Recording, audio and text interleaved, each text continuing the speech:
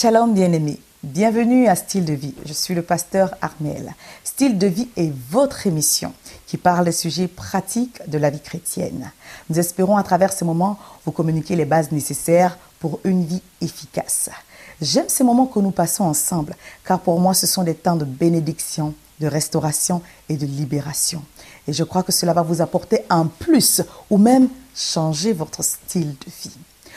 Beaucoup de gens et même les croyants, et surtout les croyants, cherchent à communiquer avec Dieu, mais ne connaissent pas ou ne comprennent pas les démarches appropriées. C'est pourquoi Dieu a pourvu à un moyen personnel pour chacun d'entre nous. Aujourd'hui, je vais vous parler de la prière, et plus particulièrement de la prière efficace. D'abord, regardons ce document. Donc, par rapport à la question au niveau de la prière, qu'est-ce que c'est la prière pour moi ? Donc la prière, c'est vraiment une communication avec Dieu. C'est comme si je parlais à un ami et que je mettais vraiment mon cœur quelque part à vide vers un ami. Et donc je parle de la même manière à Jésus. Peu importe l'endroit où je suis ou le moment de la journée ou même de la nuit, selon les situations, eh bien, je peux parler à Jésus quand je veux, quand c'est nécessaire, que ce soit pour lui dire merci, que ce soit pour lui demander quelque chose, une aide, ou prier pour quelqu'un qui est dans une situation difficile. Voilà, c'est tout un tas de choses par rapport à la prière. Je prie parce que c'est le seul moyen de dialoguer avec mon Père. D'habitude, je prie tous les jours. Et quand il y a aussi des besoins, je suis aussi obligé de prier. Parce que s'il a des besoins, je suis obligé d'expliquer à mon papa que j'ai besoin de quelque chose, donc c'est à travers de la prière. La prière en langue, vous le faites ? Je dirais non, je le fais pas parce que ça m'a jamais arrivé.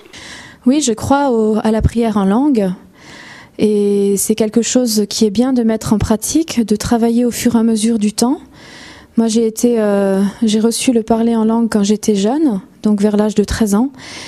Et c'est vraiment quelque chose d'important quand on est croyant, enfin je le crois comme ça, de pratiquer parce que ça ouvre des choses au niveau de Dieu qui sont beaucoup plus profondes, à mon sens en tout cas, qui amènent vers Dieu, quoi.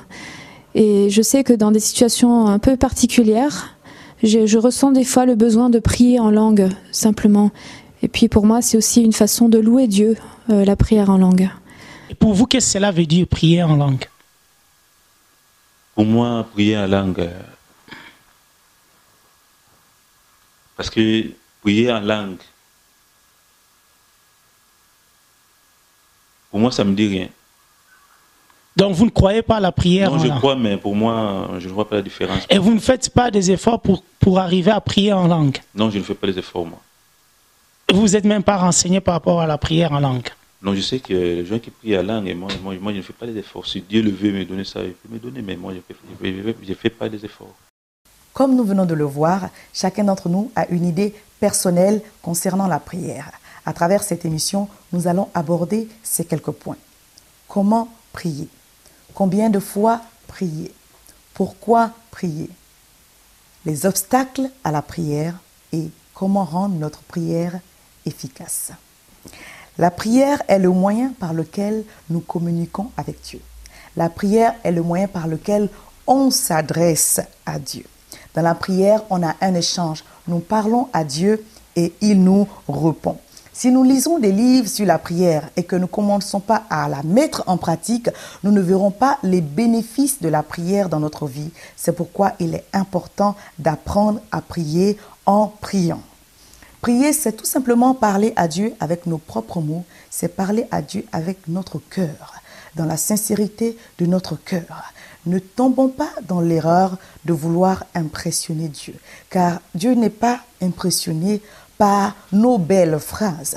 Dieu est touché par la sincérité de notre cœur. C'est pourquoi prier, c'est parler à Dieu avec nos propres mots.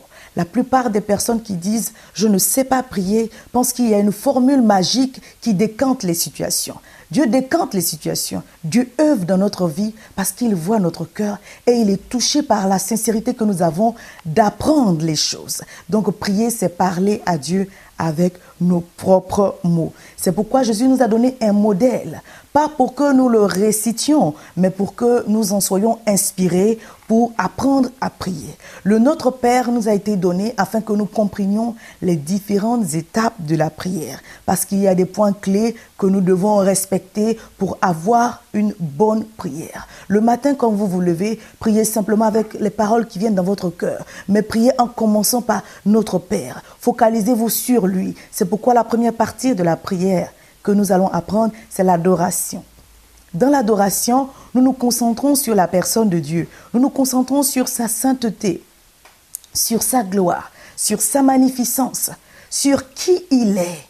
Et c'est à ce moment-là que Dieu est touché parce que nous venons à lui pour qui il est. Donc, dans la prière, venons à Dieu en nous focalisant sur sa personne. Car Dieu cherche des véritables adorateurs qui l'adoreront en esprit et en vérité. Une chose que Dieu ne peut pas faire, il ne peut pas s'adorer lui-même. Il nous a créés afin que nous puissions l'adorer. Donc dans la prière, la bonne attitude, c'est de venir à Dieu et de reconnaître sa grandeur, de reconnaître sa gloire, de reconnaître sa magnificence, sa sainteté, qui il est. Et c'est comme ça qu'il va se dévoiler à nous et manifester sa grâce dans notre vie. Donc l'autre point, c'est la louange. Dans la louange, nous nous focalisons et nous nous concentrons sur les bienfaits de Dieu, sur la guérison, sur le pain quotidien, sur la protection divine, sur les bienfaits de Dieu qui se renouvellent chaque matin sur notre vie. Oui, Dieu veut que nous venions à lui, effectivement, pour également lui rendre grâce et le louer pour les choses qu'il fait. Également, nous avons les remerciements. Et les remerciements combinent l'adoration et la louange. Dans les remerciements, nous nous focalisons sur la personne de Dieu, mais également sur ses bienfaits. Nous avons un autre point qui est les requêtes. Toutes ces choses-là nous sont enseignées dans le Notre Père. Dans les requêtes, Dieu nous permet de venir dans sa présence pour lui demander. Il a promis de pourvoir à chacun de nos besoins selon ses richesses avec gloire en Jésus. C'est pourquoi il a dit dans Matthieu 7,7, « Demandez et l'on vous donnera. Cherchez et vous trouverez, frappez et l'on vous ouvrira. » Donc, dans la prière, nous avons également la place des requêtes. Elle ne vient pas en premier, mais elle a sa place également dans la prière. Donc, nous devons d'abord nous focaliser sur la personne de Dieu, le remercier, le louer et ensuite faire des requêtes. Et aussi, nous avons la repentance. Dans la repentance, nous nous confessons, tout simplement pour disposer notre cœur à recevoir de la part de Dieu. Car si notre cœur est disposé dans une attitude de sainteté, nous nous mettons dans la position de recevoir ce que Dieu est en train de préparer ou ce que Dieu a déjà disposé pour nous. 1 Jean 1, verset 9 dit, « Si nous confessons nos fautes, il est fidèle et juste pour nous pardonner. Il est fidèle et juste pour effacer nos fautes et nous purifier de toute iniquité. » Après cela, nous pouvons faire des prières de combat, des prières d'intercession et toutes les autres formes de prières que nous aurons appris. Combien de fois prier? Nous devons apprendre à prier sans cesse. 1 Thessaloniciens 5, verset 17 dit « Priez sans cesse ». Dès que vous vous réveillez sur votre lit, commencez déjà par murmurer une prière à l'Éternel dans votre cœur. Avant même que vous ayez un moment intense de prière, déjà sur votre lit, commencez à lui rendre grâce, à le remercier pour les choses qu'il a déjà opérées dans votre vie. Vous pouvez prier à tout moment. Vous pouvez prier pendant que vous allez au travail, dans votre voiture, dans le métro. Vous pouvez murmurer une prière à l'Éternel entre midi et 2 dans votre pause. Vous pouvez prier à tout moment. Vous pouvez prier pour votre famille, pour vos amis, pour vous-même. Vous avez des sujets, et je suppose que tout le monde a des sujets de prière. Donc Dieu nous donne la latitude de pouvoir prier à tout moment. Parce que notre prière doit devenir aussi un exercice qui nous fortifie spirituellement. Quel que soit le temps que nous avons, nous pouvons prier. Il ne faut pas forcément chercher à avoir 1 heure de disposer pour prier. Si nous avons 1 heure de disposer pour prier, gloire à Dieu, ce serait vraiment l'idéal parce que plus nous passons du temps devant le Seigneur, plus nous savons qu'il a entendu nos prières et que nous recevons également sa grâce et l'assurance nécessaire pour recevoir le miracle. Mais si nous n'avons que 15 minutes, prions 15 minutes. Si nous n'avons que 10 minutes, prions 10 minutes. Ne nous culpabilisons pas par rapport à notre temps de prière. La chose importante à retenir, c'est que nous pouvons prier sans cesse. À tout moment, nous devons prier. Que nous nous mettions à genoux ou pas, nous pouvons prier. Pendant que je suis en train de vous parler, je peux être en train de prier dans mon être intérieur. Donc nous devons apprendre à prier sans cesse.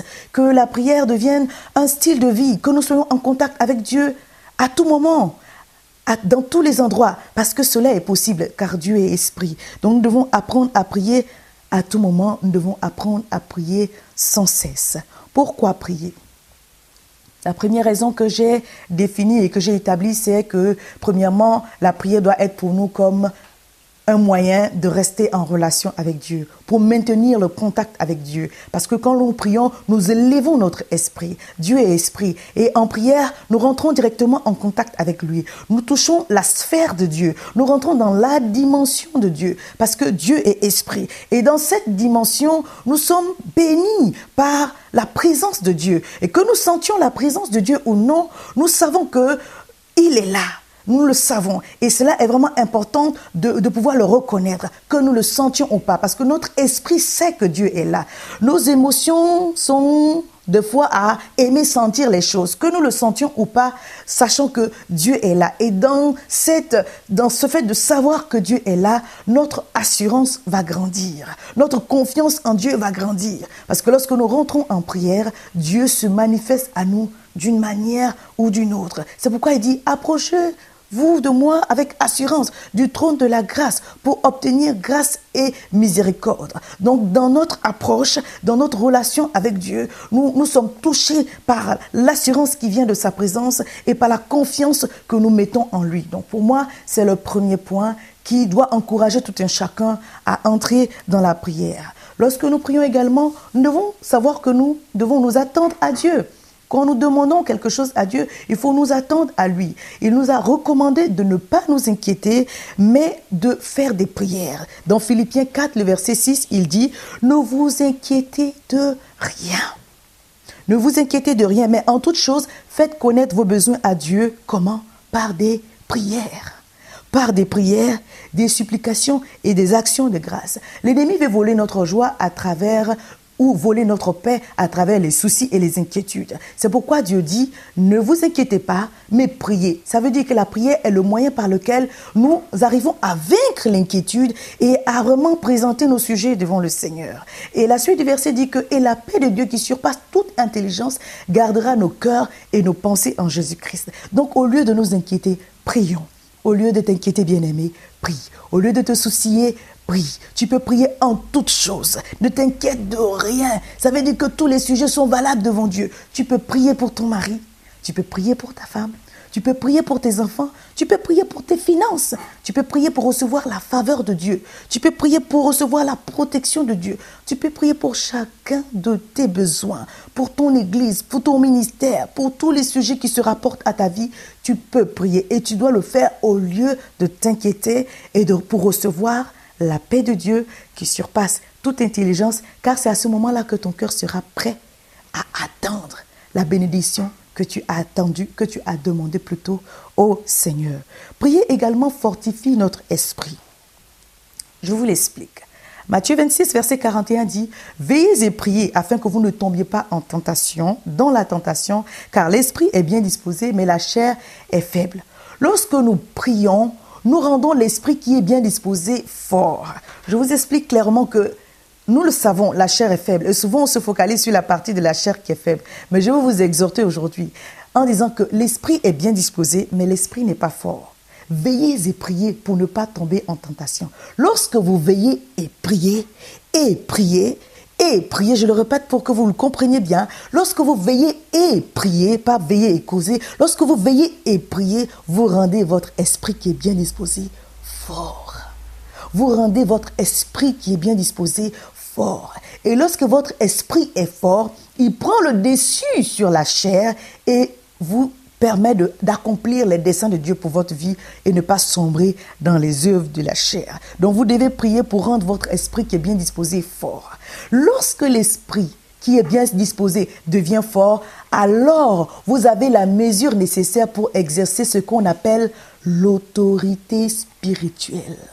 Vous avez la mesure pour exercer l'autorité spirituelle. Donc l'autorité spirituelle que nous manifestons dans les circonstances de notre vie ne nous vient que par une vie de prière. Lorsque nous sommes en face de certaines circonstances de notre vie, c'est pas à ce moment-là que nous devons prier. Je vous donne l'exemple de Jésus. Devant la tempête, il n'a pas commencé à prier « Oh Père éternel, que ton nom soit sanctifié, que la tempête parte. » Non, devant des circonstances bien précises de notre vie, nous devons apprendre à exercer l'autorité spirituelle. Ça veut dire qu'à ce moment, nous devons commander à la situation de changer pour qu'elle suivent, parce que la nature doit nous obéir, les circonstances doivent nous obéir, mais elles nous obéiront en fonction de notre autorité spirituelle que nous aurons développée dans une vie de prière. Et cette vie de prière, ce n'est pas quelque chose que nous faisons devant les gens, c'est le moment où personne ne te voit. Tu prends du temps dans la chambre pour prier. Tu prends le temps pendant que tu es en train de faire tes courses, de prier dans ton cœur. C'est pendant ce temps que nous développons notre autorité spirituelle en rendant notre esprit fort. Le Seigneur nous en a donné l'exemple. Et les disciples ont dit, Seigneur, apprends-nous à prier. C'est pourquoi il a enseigné le Notre Père. Ils ont compris qu'il y a quelque chose qui découle de la vie de prière de Jésus. Parce que le Seigneur opérait des miracles. Il faisait des choses extraordinaires. Et les gens qui l'avaient connu auparavant savaient que quelque chose s'était passé dans la vie de Jésus. Ce n'était plus simplement le fils du charpentier.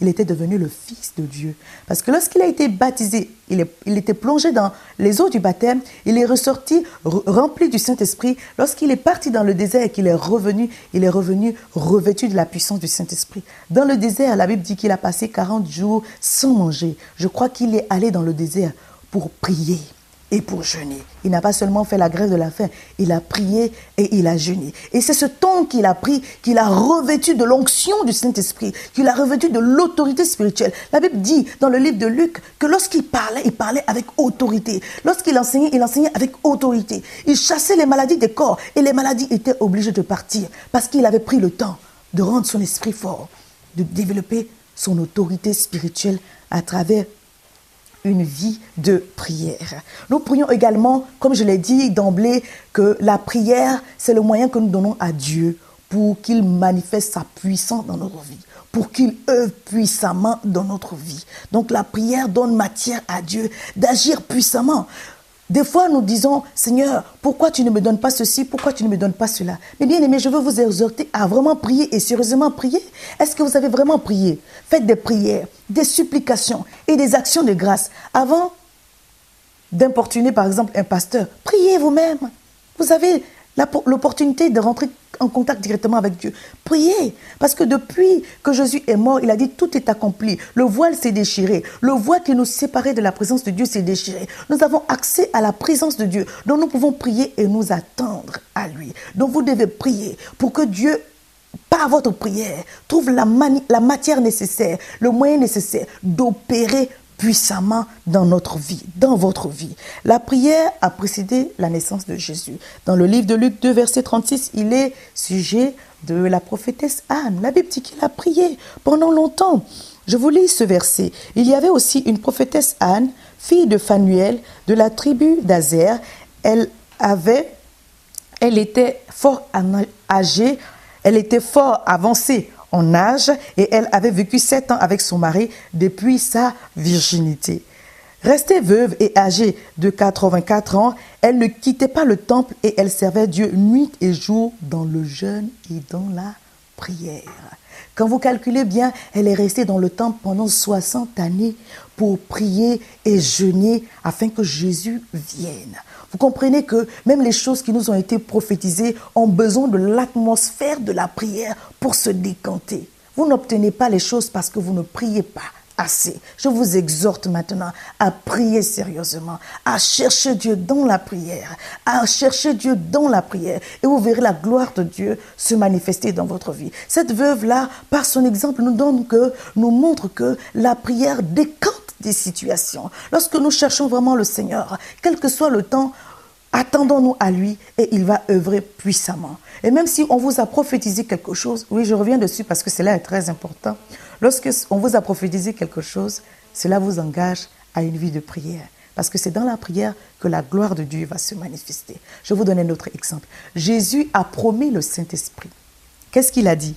Il a dit, il vous est avantageux que je m'en aille pour que l'Esprit de Dieu vienne, pour vous conduire dans toute la vérité. Acte 1, verset 14 dit, tous comme un accord, ils persévéraient dans la prière avec les femmes et Marie, la mère de Jésus, et les frères de Jésus. Avant que le Saint-Esprit ne vienne, avant que le Saint-Esprit qui a été promis par Jésus ne vienne, les disciples se sont mis en commun accord dans la chambre haute pour prier. Écoutez-moi bien, bien-aimés, pour prier. Jésus a annoncé le Saint-Esprit, mais il fallait prier pour que le Saint-Esprit vienne. Donc si vous voulez recevoir des choses importantes, si vous voulez recevoir des choses extraordinaires, des choses que vous attendez, bien-aimés, commencez vraiment à avoir une vie de prière. Cela va décanter des situations dans votre vie parce que la prière manifeste la puissance de Dieu. Dans la prière, vous rentrez dans la dimension que souvent on appelle la 4e dimension, c'est la dimension de Dieu. Et dans cette dimension, Dieu peut se manifester, Dieu va le faire. Or, à celui qui peut faire, par la puissance qui agit en nous, infiniment au-delà de ce que nous pouvons penser ou demander. C'est par la puissance qui agit en toi que Dieu va faire. Développe ta vie de prière et tu verras la gloire de Dieu. Je vais vous parler de quelques obstacles à la prière. Je vais en citer quelques-unes. La paresse.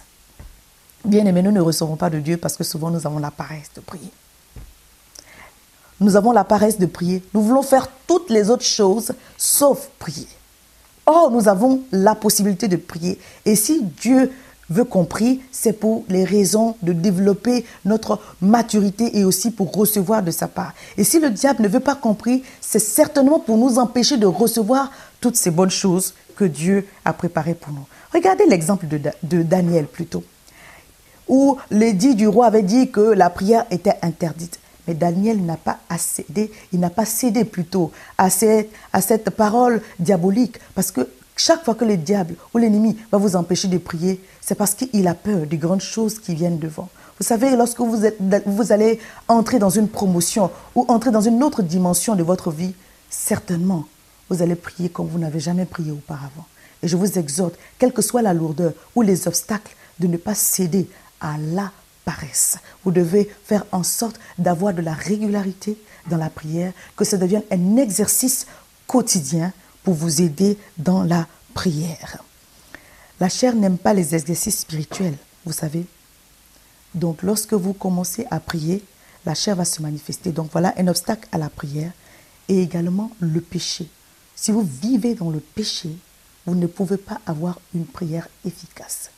Si vous vivez dans le péché, je n'ai pas à dire que si vous êtes tombé une fois dans le péché, dans n'importe quel péché, soit du mensonge ou du vol. Mais si vous vivez dans le péché, sachez que vous ne pouvez rien recevoir de la part de Dieu et vous allez sentir que votre prière est inefficace. Je reviens sur la chair. Lorsque vous êtes en train de regarder la télévision, par exemple, et que vous sentez que vous avez envie de prier, bien aimé, laissez la télé et allez prier. Maintenant, on a des programmes qui font qu'on peut avoir la télé à la demande. Vous allez pouvoir regarder l'épisode 2 ou l'épisode 3 plus tard.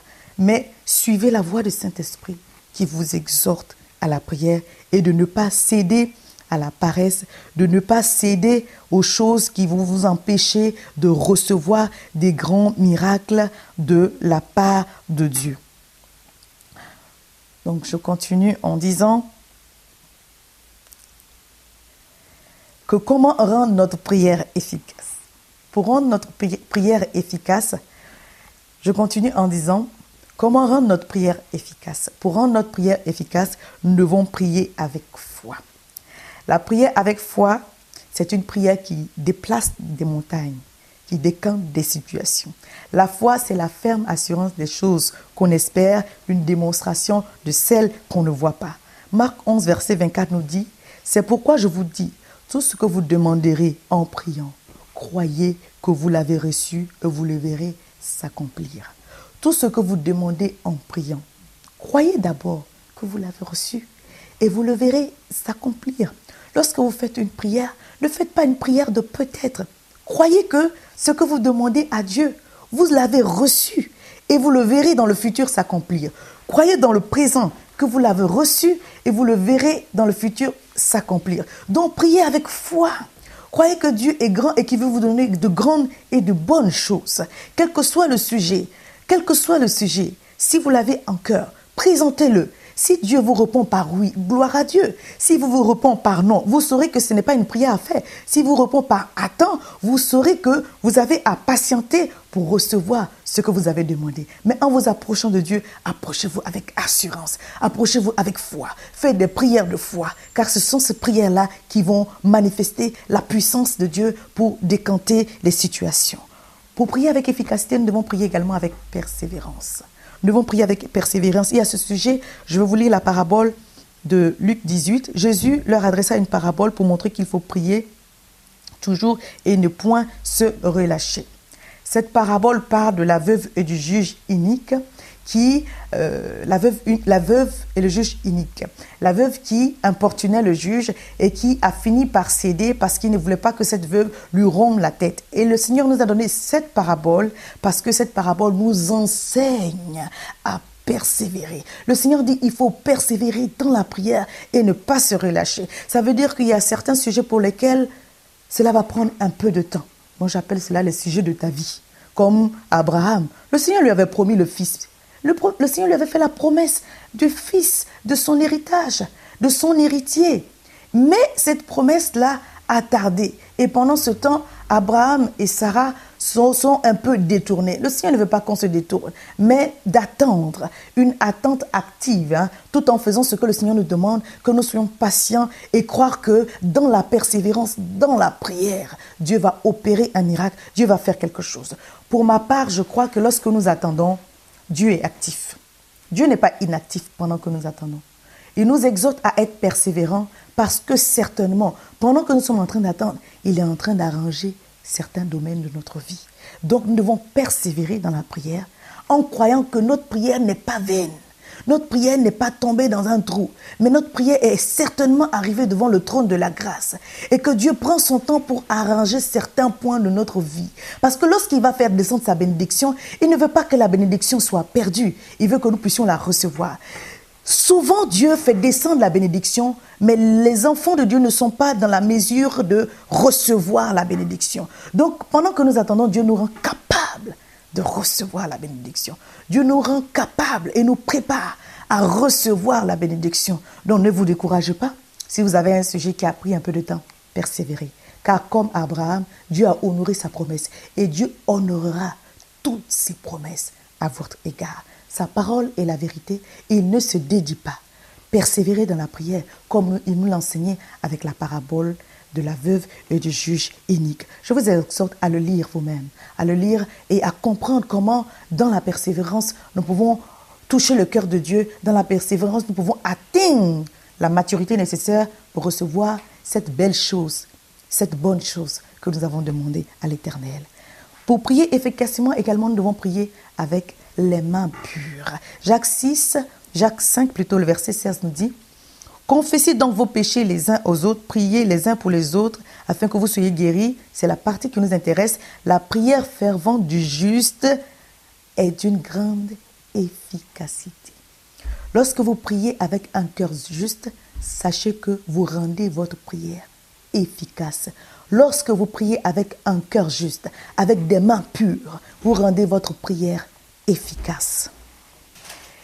Ésaïe 59, verset 1 nous dit « Non, la main de l'Éternel n'est pas trop courte, ni son oreille trop dure pour entendre. » Car Dieu veut entendre.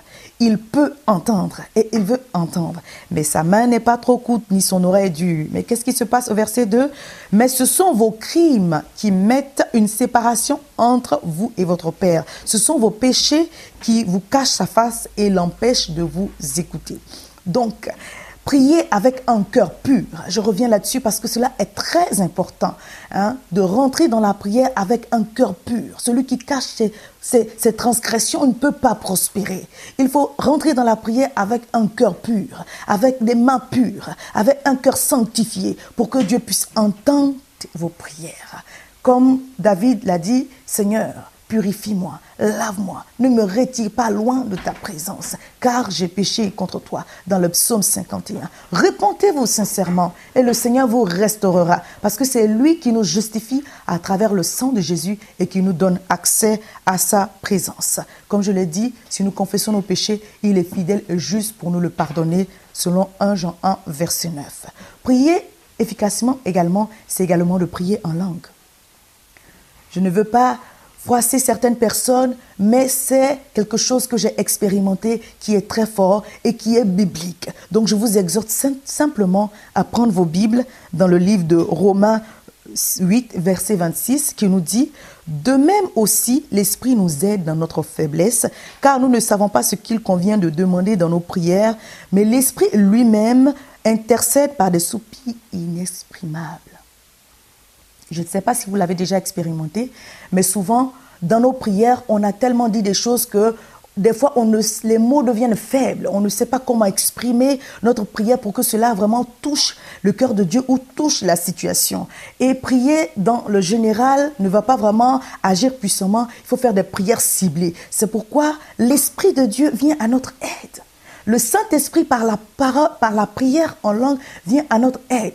Pas des soupirs inexprimables. Donc ce n'est pas quelque chose qui est facultatif. C'est un don que Dieu a donné et nous ne devons pas nous en priver. Parce que lorsque le Saint-Esprit vient sur nous, la manifestation première du Saint-Esprit est, du baptême dans le Saint-Esprit plutôt, est la prière en langue. La prière en langue, c'est de prier dans des langues, c'est vrai que vous ne comprenez pas, mais de dire des mystères à Dieu, des mystères puissants qui touchent le monde spirituel et qui décantent des situations. Donc, dans certaines situations, quand vous ne savez plus comment prier, l'Esprit de Dieu prend le relais pour prier à travers vous, pour toucher, cibler la situation et permettre à Dieu d'agir. Ça veut dire que l'Esprit de Dieu, à travers nous, intercède pour nous. Alors pourquoi se priver de cela? Peut-être que toi, tu as été limité à un certain niveau et que l'Esprit de Dieu veut prendre le relais. Mais tu crois que c'est un don qui est pour les autres. C'est un don pour tout le monde. L'apôtre Paul dit, je parle en langue plus que vous tous. Pourquoi? Parce que c'est important. L'apôtre Paul nous a donné des enseignements puissants concernant la personne de Jésus, concernant l'évangile, et nous aimons ces enseignements. C'est pourquoi je vous exhorte à prendre votre Bible et à aller dans ces passages-là et à demander à Dieu. Si vous ne parlez pas encore à langue, Seigneur, remplis-moi de ton esprit et permets cette manifestation du parler en langue afin que lorsque je suis limité dans mes prières, l'Esprit de Dieu prenne le relais pour intercéder à travers moi par des soupirs inexprimables afin de rendre ma prière efficace.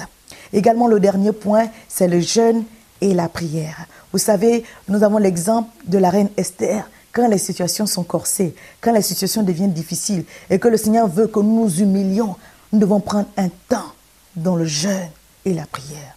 Je ne parle pas de la grève de faim, je ne parle pas du régime, parce que faire le régime, ce n'est pas le jeûne. Je parle du moment que vous mettez à part pour vous priver de la télévision, pour vous priver de la nourriture, pour vous priver des disputes et des discussions inutiles, pour vous priver des moqueries et chercher la face de Dieu. C'est cela le vrai jeûne qui touche le cœur de Dieu. Je vais vous dire une chose. Chaque fois que vous privez le corps, quand je vais dire le corps, la chair, chaque fois que vous privez la chair, vous rendez l'esprit fort. Chaque fois que vous privez la chair de la nourriture, vous rendez l'esprit fort. Chaque fois que vous privez la chair des plaisanteries inutiles, vous rendez l'esprit fort. Chaque fois que vous privez la chair de la nourriture, vous vous disposez spirituellement à recevoir de la part de Dieu. Parce que en vous privant de la chair, vous donnez accès à l'Esprit de Dieu de se manifester et de se libérer. Chaque fois que vous nourrissez la chair, je vous assure, vous rendez l'esprit faible. Chaque fois que vous nourrissez la chair de la nourriture, c'est la vérité. Vous rendez l'esprit faible. C'est pourquoi l'homme ne vivra pas de pain seulement. Chaque fois que vous nourrissez la chair de la télé, des sorties, des promenades, ce n'est pas mauvais en soi. Mais c'est la vérité que chaque fois que nous nourrissons la chair, nous rendons l'esprit faible. C'est pourquoi, dans certaines circonstances, il faut rendre l'esprit fort. Et cela passe par prendre un temps de retraite spirituelle, un temps de jeûne et prière. Je vous exhorte à jeûner, mais ne jeûnez pas sans prier, parce que ce n'est pas un jeûne efficace. Lorsque vous jeûnez, prenez un temps pour la prière. Voilà, en quelques mots, ces éléments importants et essentiels pour la prière et pour la prière efficace. En conclusion, je dirais que la prière est importante pour notre croissance spirituelle. Une prière efficace est une prière faite avec foi, dans la persévérance, avec un cœur pur, avec un cœur vraiment disposé, avec la sincérité de cœur. Et le Seigneur écoutera nos prières. Nous voici à la fin de notre émission. Nous espérons que vous avez été édifiés par ces quelques mots sur la prière. Mon conseil, c'est que vous vous engagiez à prier. Et vous pouvez le faire dès maintenant avec moi. Nous prions. Éternel, je te recommande, par ton Saint-Esprit, toutes les personnes qui ont écouté ce message. Je prie que tu crées dans leur cœur le désir de prier, que tu crées dans leur cœur l'envie de prier, de te chercher à travers la prière, le jour et la nuit, à tout moment où tu leur donneras par ton Saint-Esprit de prier, que leur cœur soit obéissant et que la prière devienne vraiment leur style de vie et qu'à travers la prière, des choses extraordinaires se produisent dans leur vie. Merci de les aider, Seigneur, à désirer et à rechercher des moments de communion dans la prière. Cela dans le nom de Jésus. Merci, Seigneur, de les fortifier dans leur vie de prière au nom de Jésus. Amen. Voici, notre émission est terminée. Je ne vais pas vous laisser partir comme cela. Je vous recommande vivement ce DVD sur le thème de la maturité spirituelle.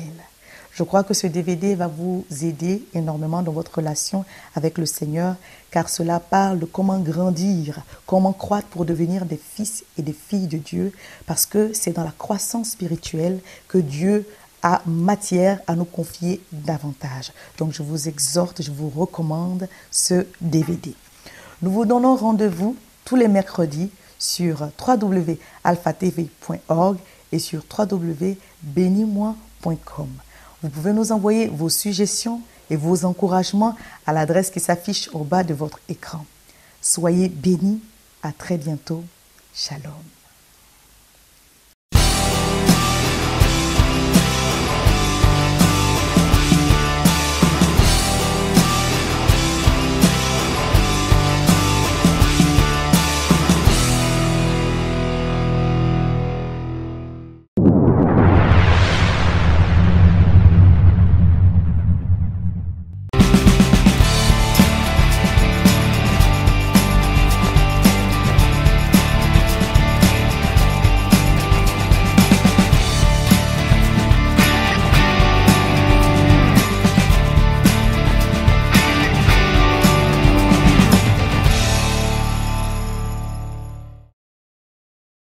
Shalom bien-aimés, bienvenue à Style de vie.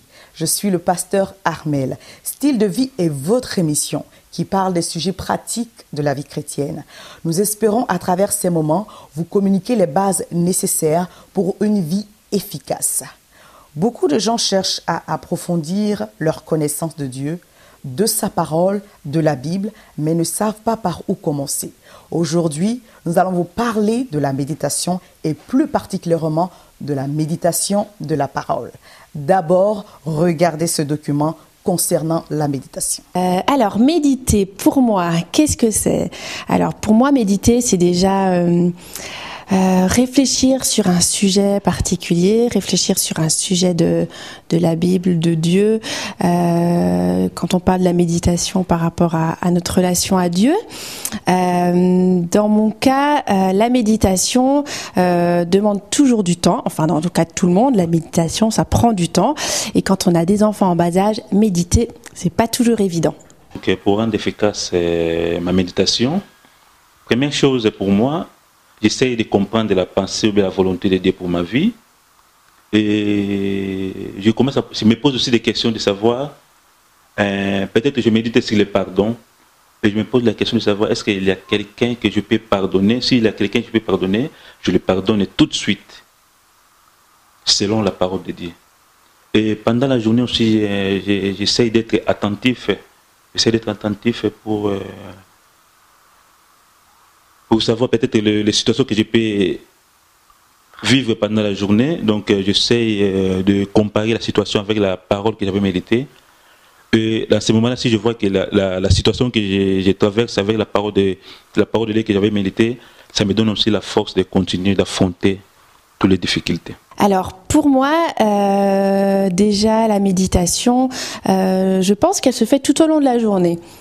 Pour moi, méditer, c'est pas juste s'asseoir sur une chaise, face à une table, face à sa Bible, et lire et puis simplement y réfléchir. Pour moi, c'est par exemple prendre mon temps de lecture de la Bible, lire quelque chose et savoir comment est-ce que dans mon quotidien, dans ma vie de tous les jours, je vais pouvoir le vivre. Donc en fait, souvent quand je lis un verset ou un chapitre, enfin quand je lis quelque chose, après j'essaye dans toute la journée de comprendre, de savoir comment je peux le mettre en pratique. Méditer, c'est aussi pour moi quand je fais quelque chose avec mes filles, me remettre en question. Est-ce que c'est bien, pas bien, pourquoi, qu'est-ce que je veux. Alors pour rendre efficace ma méditation, c'est un petit peu ce que j'ai dit au préalable. C'est dans mon quotidien, avec ma famille, mes enfants, mes amis, c'est concrètement prendre ce que j'ai lu dans un texte ou ce que j'ai prié et essayer de le vivre. Par exemple, aimer son prochain, c'est pas toujours facile, c'est pas toujours évident. Et même quand c'est un petit peu difficile, je fais des efforts. Méditer, je pense que c'est aussi faire des efforts sur je ne sais plus ce que... Comme nous venons de le voir, chacun a une vision personnelle concernant la méditation. Au cours de cette émission, nous essaierons d'aborder ces quelques points. Pourquoi méditer? Combien de fois méditer? Quand et où méditer? Et comment rendre la méditation efficace? En définition, la méditation, c'est réfléchir sur un sujet. Donc, méditer la parole, c'est réfléchir, étudier, aller en profondeur sur un sujet concernant la parole. La méditation, c'est plus que la lecture, mais elle commence par la lecture. Pendant que vous êtes en train de lire, un mot va retenir votre attention et c'est là que commence la recherche. Vous allez aller en profondeur pour chercher des versets concernant ce mot ou concernant le thème que vous aurez d'avance choisi.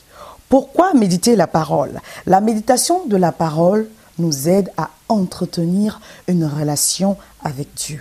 Il est important en tant que chrétien d'avoir une relation avec Dieu parce que c'est cette relation qui nous permet de mieux connaître le Seigneur. Parce qu'à travers sa parole, Dieu se révèle à nous. Il se révèle à nous dans sa personne et il nous révèle les principes de fonctionnement de son royaume. C'est pourquoi il dit « cherchez premièrement le royaume des cieux et sa justice et toutes ces choses vous seront données par-dessus » dans Matthieu 6, le verset 33. Chercher premièrement, ça veut dire chercher d'abord. Les choses importantes, c'est Dieu. Dans cette relation, Dieu nous communique les choses dont nous avons besoin pour fonctionner sur la terre. Car la méditation de la parole nous conduit à recevoir les instructions de Dieu, la sagesse de Dieu, la direction de Dieu pour accomplir notre mission sur la terre. La méditation de la parole nous aide parce que la parole est pour nous un guide.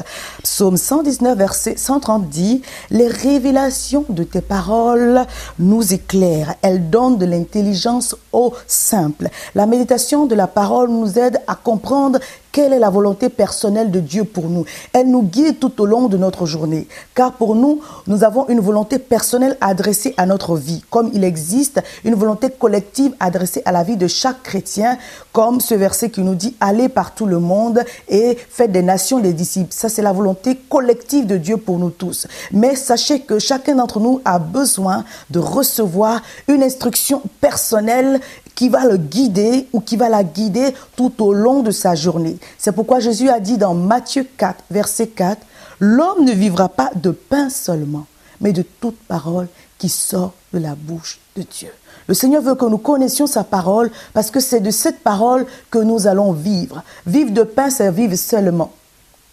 Faire toutes les choses de la vie, c'est vivre seulement. Mais lorsque nous recevons la parole qui sort de la bouche de Dieu, nous recevons la vie de Dieu et elle nous guide. Je vous donnerai l'exemple d'une machine que vous venez d'acheter. Si vous n'entrez pas dans le mode d'emploi, dans le guide pour comprendre tout le fonctionnement de l'appareil, vous n'allez pas pouvoir l'utiliser au maximum de son fonctionnement.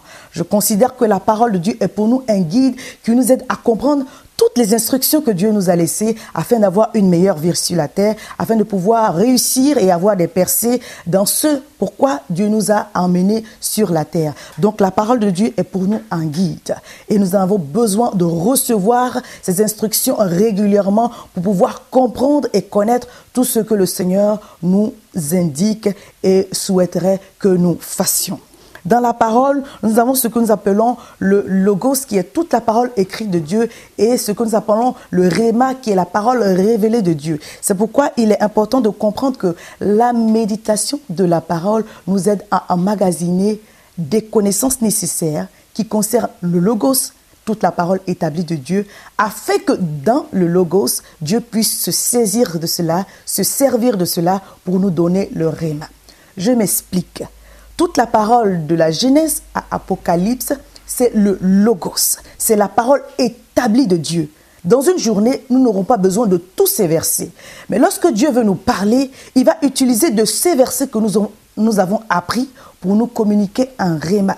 C'est pourquoi nous avons besoin d'emmagasiner les connaissances concernant la parole de Dieu. C'est pourquoi nous avons besoin d'apprendre la parole de Dieu, d'étudier la parole de Dieu, d'aller en profondeur. Ne nous contentons pas de lire un verset et de l'apprendre par cœur. Il faut l'étudier. Et c'est pendant l'étude que Dieu nous donne des révélations. Parce que la révélation est cachée en profondeur. Lorsque vous étudiez la parole, vous cherchez à comprendre des choses. Et pendant que vous êtes en train de chercher, Dieu vous met sur votre chemin les versets nécessaires pour vous aider à compléter votre révélation, à compléter ce dont vous avez besoin pour avancer. Donc l'étude de la parole nous aide à emmagasiner les connaissances nécessaires.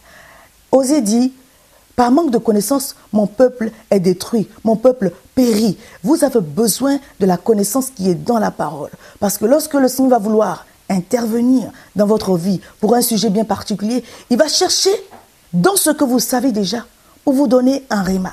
Et si vous n'avez pas appris ou si vous n'avez pas pris le temps de vous remplir des connaissances nécessaires, il sera difficile de recevoir la révélation. Parce que votre niveau de révélation va dépendre de votre niveau de connaissance.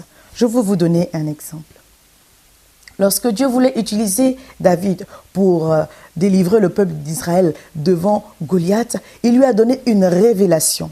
Mais cette révélation est partie de la connaissance que David avait déjà. Devant la situation, Dieu a parlé au cœur de David et lui a montré l'arme stratégique qu'il fallait pour combattre ce combat. Ça, c'est une révélation. Mais la révélation va venir lorsqu'il y aura la connaissance nécessaire. Lorsque Dieu a dit à David d'utiliser la fronde, c'est pas à ce moment-là que David est allé chercher à manier la fronde ou apprendre à devenir un expert. David savait déjà manier la fronde. Et lorsque Dieu lui a donné la révélation, cela est parti de ce qu'il connaissait déjà et ça a été la stratégie appropriée pour tuer Goliath. De même, dans notre vie de tous les jours, lorsque Dieu va vouloir nous donner un verset en particulier, une parole en particulier, une parole de révélation, cela va partir des versets que nous avons déjà appris. Je vais vous parler vraiment avec mon cœur. Dieu ne va pas vous révéler des choses à partir de ce que vous ne savez pas. Lorsque Dieu va vous révéler, il va vous révéler toujours à partir de ce que vous savez déjà. C'est pourquoi vous connaîtrez la vérité. Et la vérité vous affranchira. Quelle vérité vous affranchit? C'est la vérité que vous connaissez. C'est la vérité que vous avez appris. C'est votre responsabilité de connaître la parole. C'est votre responsabilité d'étudier la parole, d'aller en profondeur. Ce n'est pas une perte de temps d'ouvrir sa Bible et de chercher Dieu. Ce n'est pas une perte de temps d'ouvrir sa Bible et de faire une étude approfondie. Parce que lorsque vous recevez ou vous écoutez un message au culte du dimanche, après, quand vous n'êtes pas entré en profondeur, vous oubliez ce que vous avez entendu. Mais lorsqu'après, vous êtes rentré à la maison, vous prenez les quelques versets que vous avez écrits et que vous rentrez en profondeur par l'étude, par la recherche, par la relecture, quelque chose que vous n'avez pas saisi pendant le culte peut vous être révélé parce que Dieu prend ce temps-là à cœur pour vous donner davantage. Il est prêt à vous révéler plus si vous prenez le temps d'ouvrir votre Bible. Je vous encourage à ne pas ouvrir votre Bible seulement pour le dimanche. Je vous encourage à chaque temps que vous avez l'occasion d'ouvrir votre Bible, parce que votre niveau de connaissance, votre niveau de révélation plutôt, va dépendre de votre niveau de connaissance. La méditation de la parole nous aide aussi à renouveler notre intelligence. Cela veut dire que la méditation de la parole, aller en profondeur dans la parole, étudier la parole, va façonner notre manière de penser et nous aider à penser comme Dieu. C'est pourquoi Paul a dit aux Romains dans le chapitre 12, le verset 2, « Ne vous conformez pas au siècle présent ». Ça veut dire quoi? Ne vous mettez pas en accord avec le siècle présent. Ne soyez pas d'accord avec le siècle présent. Ne soyez pas en accord avec la manière de fonctionner ou de penser de ce siècle présent. Mais soyez transformés par le renouvellement de l'intelligence. Votre intelligence va être renouvelée quand vous allez aller en profondeur dans la parole pour comprendre les mystères de la parole, pour comprendre la révélation qui est cachée derrière la parole. Votre manière de penser va changer. Et si votre manière de penser change, alors votre vie sera transformée. Parce que tel un homme pense, tel il est. Donc la méditation de la parole nous aide à transformer, à renouveler notre mode de pensée. Et cela est très important. La méditation de la parole nous aide également à discerner les ruses du diable. Vous savez, le diable ne va jamais venir à nous, comme on a l'habitude de le dire, avec des cornes. Mais le diable viendra toujours avec des ruses. Lorsque nous connaissons la parole, lorsque nous avons appris à aller en profondeur dans la parole, quand l'ennemi viendra avec un mensonge ou avec une ruse, tout de suite nous allons avoir un discernement et nous allons savoir que cette parole ou cette information ne vient pas de Dieu. La Bible sera pour nous comme un arbitre pour nous aider à discerner la parole, pour nous aider à discerner l'information que nous venons de recevoir. Car l'ennemi, il va faire usage de ruse, il va faire usage de stratagèmes, il va venir avec une partie de la vérité comme il a fait dans le jardin d'Éden. Est-ce que Dieu a-t-il réellement dit? Bien-aimé, il est important de méditer la parole pour pouvoir avoir le discernement tout au long de la journée concernant les ruses de l'ennemi. Combien de fois méditer la parole? Je dirais comme cela vous convient. Combien de fois méditer la parole? Je dirais comme cela vous convient par rapport à votre temps, par rapport à votre vie, par rapport à votre entourage, par rapport à votre travail, par rapport surtout à vos disponibilités. Voyons ces deux versets. Psaume 1, verset 1 dit « Heureux l'homme qui ne marche pas selon le conseil des méchants, qui ne s'arrête pas sur la voie des pécheurs et qui ne s'assied pas en compagnie des moqueurs, mais qui trouve son plaisir dans la loi de l'Éternel et qui la médite jour et nuit. » Nous avons une information là, qui la médite jour et nuit. Ainsi, aussi, le verset de Josué 1, verset 8 dit que ce livre de la loi ne s'éloigne point de ta bouche, médite-le jour et nuit pour agir fidèlement selon ce qui y est écrit. Donc cela nous donne un peu une indication que nous pouvons méditer la parole jour et nuit. Mais quand je dis à votre convenance, cela veut dire que si vous avez le temps le matin, vous méditez la parole. Si vous avez le temps le soir, vous méditez la parole. Parce que la méditation de la parole a besoin d'une atmosphère de tranquillité. Et pour méditer la parole, il faut prendre vraiment le temps. Donc si vous avez plus le temps, le matin à votre réveil, alors prenez votre Bible et méditez selon le verset qui vous vient à cœur ou le mot qui vous vient à cœur ou le thème qui vous vient à cœur. Si vous avez plus le temps les soirs parce que les enfants sont couchés et que vous êtes plus à l'aise, alors prenez votre Bible et méditez le soir quand vous êtes plus à l'aise. Disons qu'une bonne méditation va partir de 45 minutes à 1 heure. Pour vraiment rentrer en profondeur, il faut prendre le temps. Pour rentrer en profondeur, il ne faut pas venir et dire « je suis pressé, il faut que je médite vite fait ». Non, vous pouvez faire une lecture vite fait, mais vous ne pouvez pas méditer la parole vite fait. Donc, il faut prendre le temps pour cela. Vous pouvez méditer la parole jour et nuit. Vous pouvez méditer la parole même 3 fois par jour, l'après-midi, si vous en avez le temps. Donc, c'est comme cela vous conviendra de le faire. En tant que serviteur de Dieu, en tant que servant de Dieu, nous avons peut-être plus de temps ou plus de disponibilité parce que la parole est en même temps notre manuel de travail. La Bible est en même temps pour nous un manuel de travail. Donc, on sera à même de méditer plus de 3 fois par jour même. Quand et où faut-il méditer la parole? Quand méditer la parole? Quand vous êtes disponible. Méditer la parole, c'est quand vous êtes disponible. La tranquillité, comme je l'ai dit, est l'atmosphère idéale. Cherchez un endroit tranquille. Quand quand vous êtes disponible dans un endroit paisible. Trouvez-vous un endroit que vous allez bâtir comme un hôtel. Ça peut être votre chambre, ça peut être votre bureau, ça peut être un endroit que, en dehors de votre maison, dans un jardin public, mais un endroit qui est tranquille. Donc, trouvez-vous personnellement un moment tranquille, un moment où vous écartez du travail, de la télévision, du train-train quotidien et rentrez dans une méditation de la parole. Rentrez dans la méditation de la parole pour quelque temps et c'est sûr que Dieu va vous parler. Quand vous commencez à méditer, priez le Seigneur que par son esprit, il se révèle à vous et qu'il vous conduise. Si vous le faites dans un endroit paisible, l'onction de Dieu sera là. La présence de Dieu sera là. Vous n'allez pas ressortir de ce moment comme vous étiez entré. Parce que lorsqu'on cherche Dieu, on le trouve. Donc cherchez un endroit paisible, cherchez un endroit tranquille, que ce soit chez vous ou en dehors de chez vous. Comment rendre la méditation de la parole efficace? Étudier la parole, c'est faire des recherches. Donc il faut pour cela du matériel. Et le matériel que je vous conseillerais, c'est d'avoir une Bible. Ayez une bonne Bible. Je ne parle pas du Nouveau Testament. Vous pouvez avoir le Nouveau Testament pour aller à une réunion vite fait parce que vous n'avez pas pu avoir votre Bible. Mais pour rentrer en profondeur dans la parole, ayez une Bible. Une Bible, ça veut dire Ancien Testament et Nouveau Testament. Et si possible, un dictionnaire normal, le Larousse ou le Norbert, et un dictionnaire qui va vous aider à comprendre la définition des mots. Parce que souvent, on rentre dans la méditation avec notre propre définition. Il faut également avoir la vraie définition du thème, du mot ou de ce qu'on veut étudier pour ne pas s'égarer loin de ce qu'on est en train de faire. Et également un dictionnaire biblique parce qu'il s'agit de la Bible, il s'agit de la méditation, de la parole de Dieu. Si même vous n'êtes pas à plein temps dans le ministère, il est important pour vos recherches personnelles d'avoir un dictionnaire biblique qui va vous aider à comprendre les définitions bibliques, des définitions que vous n'aurez pas pu saisir de vous-même. Je vous encourage personnellement à avoir une concordance ou à avoir une Bible qui a une concordance. La concordance va vous donner d'avoir plusieurs versets concernant le même sujet. Et c'est bon de faire les parallèles entre les différents versets pour éclairer votre révélation. Il y a des concordances qui viennent également avec les interprétations. Et une interprétation peut venir compléter votre niveau de révélation.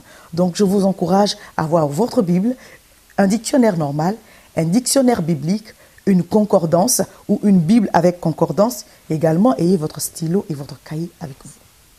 Lorsque nous allons pour méditer la parole, nous allons pour recevoir de Dieu. La Bible dit que la lettre tue, mais l'esprit vivifie. Vous ne lisez pas un simple livre, vous lisez un livre qui est vivant. Vous lisez des paroles vivantes. Donc quand vous lisez une parole vivante, attendez-vous à recevoir la vie qui est derrière les mots. Donc ne partez pas sans votre cahier et votre stylo parce que certainement Dieu va vous parler. Et il ne faut pas oublier ce que Dieu vous aura dit. Donc prenez votre cahier et votre stylo et notez à chaque fois que vous recevez quelque chose de nouveau de la part du Seigneur. Vous pouvez aussi partir dans votre temps de méditation avec un livre qui parle du sujet. Pourquoi pas? Et un ordinateur si possible pour faire d'autres recherches. Surtout, mon conseil, c'est de partir dans un temps de méditation avec un cœur bien disposé. Ce n'est pas à ce moment-là que vous allez vous rappeler de toutes les choses que vous avez voulu faire et que vous allez oublier, que vous avez oublié. Ce n'est pas à ce moment-là que vous allez penser aux soucis ou aux inquiétudes de la journée. Partez dans la méditation avec un cœur disposé. Parce que c'est à notre cœur que Dieu parle. Et un cœur en paix et un cœur bien disposé, comme David l'a dit. Et le Seigneur vous reparlera en retour. Il vous donnera une révélation certainement qui va vous conduire tout au long de votre journée, qui va vous consoler, qui va vous fortifier, qui va vous encourager et qui sera certainement le déclencheur pour votre miracle. En conclusion, je dirais que la méditation de la parole nous guide.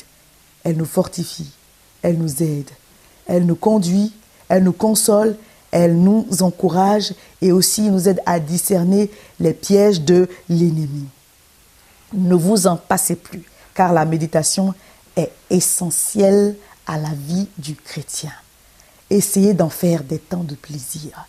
Je vous assure que, au fur et à mesure que vous méditez la parole, vous avez du plaisir parce que Dieu vous parle. Dieu vous parle. C'est des moments que vous allez apprendre à chérir au fur et à mesure. Peut-être au début, vous allez avoir un peu de mal avec la compréhension, mais plus vous entrez en profondeur de la parole, plus certaines choses deviennent plus faciles à comprendre et je dirais même plus évidentes. C'est comme une montagne. Lorsqu'elle est loin, vous la voyez toute petite. Vous voyez même la cime de la montagne. Mais plus vous vous rapprochez de la montagne, elle grandit. Lorsqu'on se rapproche de la parole de Dieu, on voit Dieu, on comprend mieux sa parole et les choses deviennent plus faciles et ça devient des temps de plaisir. Personnellement, je considère que quand Dieu me parle, il m'a manifesté de l'amour. Parce que qui suis-je pour que le Tout-Puissant s'abaisse à moi pour me donner une révélation, pour me donner un enseignement ou pour me donner une information. Donc apprenez que quand vous allez entrer en communion avec Dieu, à travers sa parole, vous allez recevoir de lui. Et ce que vous allez recevoir de lui va vous procurer de la joie, de l'enthousiasme à revenir régulièrement dans des temps de méditation. Dans la lecture de la parole, Dieu peut également vous parler. Mais j'ai appris à recevoir des révélations, des grandes révélations dans la méditation. C'est pour cela que je vous encourage à méditer la parole, à trouver du temps pour la méditation de la parole. De même que vous avez le temps pour manger, pour regarder la télé, pour aller au travail, pour vous occuper de votre mari, de vos enfants ou de votre femme et des choses de la vie, de même trouver du temps pour chercher Dieu à travers sa parole. Je vous encourage vivement à faire de ces temps des moments de plaisir, que cela ne soit plus pour vous comme une corvée, mais que ce soit pour vous des temps de plaisir. Et je sais que l'Esprit de Dieu est disposé à vous parler parce qu'il nous a promis de nous conduire dans toute la vérité, dans la vérité de la parole. Je bénis le Seigneur pour ces moments que nous avons passés ensemble et j'espère que cela a été pour vous un temps enrichissant. J'espère que cela vous a apporté un plus dans votre relation avec Dieu et surtout dans votre style de vie. N'hésitez pas à le partager avec d'autres personnes. Nous allons prier. Seigneur, je te prie aujourd'hui de bénir et de renouveler toutes les personnes qui s'engagent à avoir une excellente relation avec toi. Je prie que par ton Saint-Esprit, tu leur donnes la motivation pour la méditation et surtout la compréhension de ta parole qui va affecter tous les domaines de leur vie afin de leur aider à porter davantage de fruits au nom de Jésus. Amen. Retrouvez-nous sur www.alphatv.org et sur www.benimoin.com. Envoyez-nous également vos suggestions et vos encouragements sur l'adresse qui s'affiche au bas de votre écran. À très bientôt. Soyez bénis. Shalom.